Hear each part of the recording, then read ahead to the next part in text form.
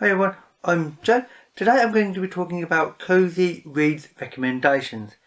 As in the world at the moment, it feels as though the world is about to end for obvious reasons. However, the world will continue to spin and civilization will continue to do well. Although obviously we got a lot of very unpleasant things to get out of the way and solve first.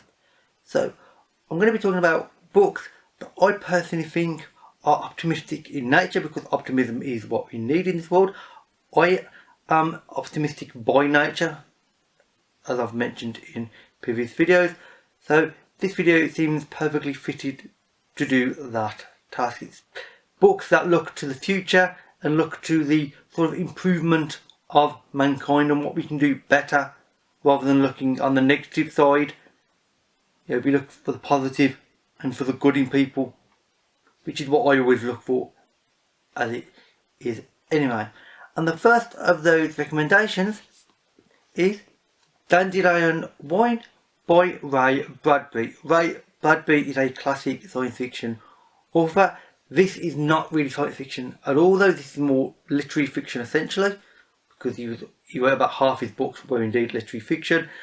This is a book about a young boy who is just turning into a sort of teenager pretty much, and the book is quite melancholy because he realises that his childhood is ending before too much longer, and he will start to encounter adult situations and people, and indeed he will have to start taking on adult responsibilities as well. So it's him looking back, but him looking forward and trying to keep in mind that whilst yes, he will have adult responsibilities and things before too much longer, at least on a lower level, he can still look back on his childhood and still keep those memories in mind, and still keep his childhood in mind when he's actually looking to the future in terms of trying to improve situations. You don't have to forget your childhood when you become an adult. You can still use that to fuel what you need to in this world, and ultimately it's hopeful with a sort of melancholy edge to it, which personally I like, and the writing is amazing as well. I would very much recommend this one. The next book is Rendezvous with Rama by Arthur C. Clarke. Now, Arthur C. Clarke is a very well known science fiction classic author.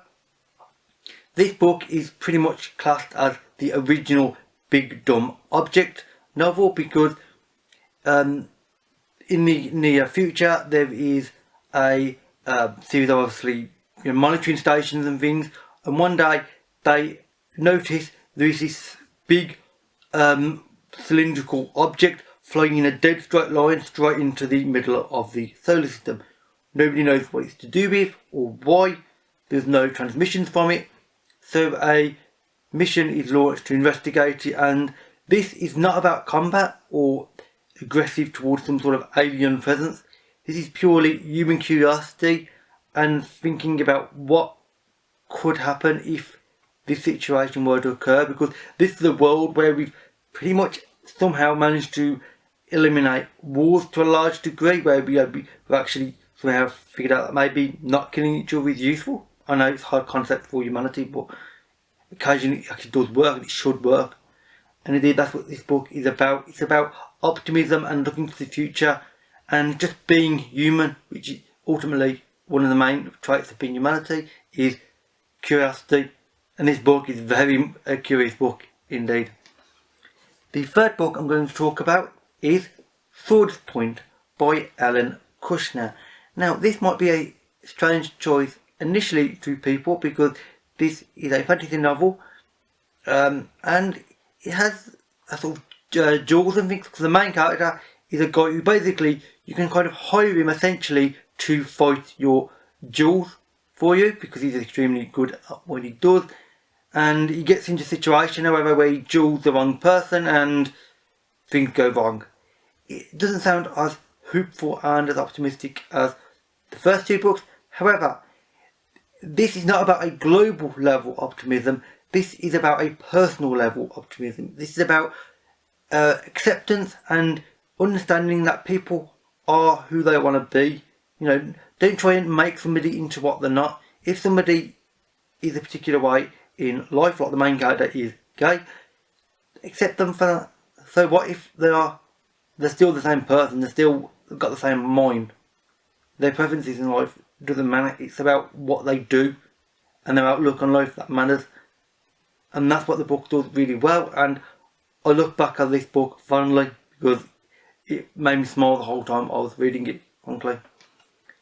The fourth and penultimate book, of which there are 5 in total, is The Portable Door, written by Tom Holt. Now, recently Tom Holt used a pseudonym, KJ Parker, to release a novella called Prosper's Demon. So he's currently sort of in the limelight again, briefly, although obviously he always is, because this is under his, I think this is his real name, Tom Holt, and he writes numerous books set in our real world. And this is about a guy who starts off, he thinks of himself as a bit of a loser, frankly, and things aren't going well for him. He gets a new job in an office in London, which he thinks is kind of boring, but at least it's a good, solid, reliable job. However, the office in question happens to be magical, frankly, and he gets into situations there. And the book is extremely humorous, and that's why I'm suggesting it. We need something to make us smile and to make us laugh, and this book, and indeed Tom Holt, does it well, because his books are just mad and a bit crazed, which I personally like. Sometimes you need that, a complete distraction from anything normal. And there are some really interesting and brilliant ideas in this book, and indeed his other books as well, which I really, really like. I mean, the portable door itself as a concept is a door that is essentially like a mat. You unroll it, attach it to a wall, and you open it, and it will go to where you need it to go to. Or at least that's what you think it does. And it's an interesting concept of which he works and manages to accomplish really well. And the fifth and last book is actually a very obvious one, or it's a very not well known one at all, and that is Glass and Gardens, Solarpunk Summers, edited by Sarena Ulibarri. Now this is a hope punk novel, ergo this fits the theme of this video perfectly. Hope punk is essentially science fiction of the near future that is optimistic and forward thinking in nature, and tries to think along the lines of becoming better as a species, which is exactly what, frankly, most of the world needs at the moment when it feels as though it's about to end. Now this is a short story collection by a variety of different authors. Most of them I have not heard of before, with only one or two I've very lightly heard of, although if I remember correctly I had never read any of these prior to this.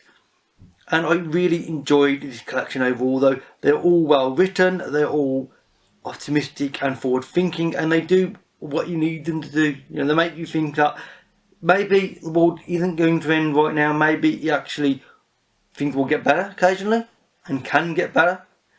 And that's what I like about this book, and indeed all of the other 4 books I've talked about in this video.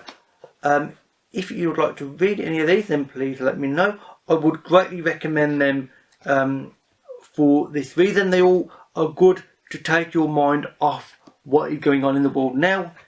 They will make you think, they will make you laugh, and hopefully will prove a distraction and will be something to do whilst currently we're all stuck at home, and many people are not used to being stuck at home. I mean, personally, my hobbies involve reading and playing computer games, so it's not really a problem for me. But many people, it's a bit of a unusual situation, and it's not an easy situation for anybody. I mean, even I'm finding it very strange, despite my optimism.